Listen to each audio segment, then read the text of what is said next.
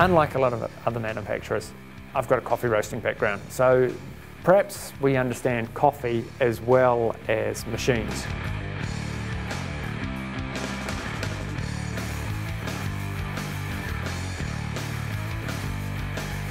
To make good espresso, you need a very, very good roasted product, okay? And there's a lot of, and really it should be freshly roasted coffee.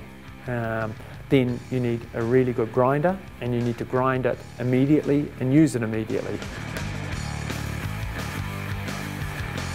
Coffee is probably one of the most misunderstood products, food products around. It's a lot like fresh bread. You don't get the bread out of the cupboard and try and make a sandwich after a week because it doesn't taste any good. And coffee's much the same. Okay? It deteriorates very, very quickly if it's not used and treated well. Shouldn't be in the fridge, should be stored airtight, should be used. You should really buy and consume what you buy on a weekly basis. So it's not always easy, but you should find a local roaster who roasts a really good product. I think predominantly Arabica blends are best. I think the coffee for espresso should be blended, not single origin, which is a bit of a trend at the moment, but I don't believe it's so good. It's fantastic for filter, but not for espresso. You need a good machine that's got stability. Now there's a lot of machines that are good. A lot of the smaller machines don't really, they make coffee, they don't make espresso. They don't make espresso in the true sense, so you can buy a machine for $100 and it's a great machine, but it makes coffee. It doesn't really make true espresso, which these machines are designed for, because they use the same philosophy and the same layout as a bigger machine. Same part, same group. We've got good coffee, a good grinder, grinding the coffee freshly, a good machine, and then we need a clean machine.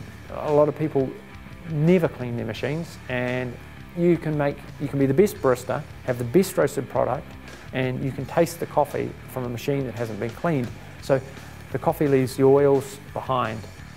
Those oils will turn rancid, and then it will affect the taste of the cup. So it's very, very important to back flush the machine. It's very important to every now and again take out the shower foil, clean the shower foil, and keep the machine free. Open the portafilter, scrub inside the portafilter with a steel wool, so it's not dirty inside there. Making good espresso, I think, is a bit of a learning curve. You get a machine like this home and you go, okay, I'm going to make espresso. Well, you're not really probably the first time, especially if you've never used one before. There's a massive knowledge base, and you can never stop learning about espresso, I don't believe, because there's so much to know about it. Coffee's a very interesting product.